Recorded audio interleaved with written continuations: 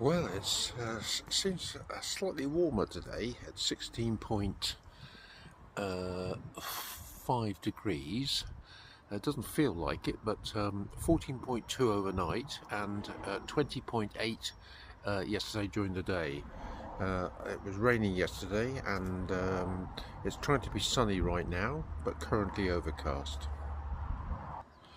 Yeah, we've got 4 millimeters of rain here, mostly yesterday.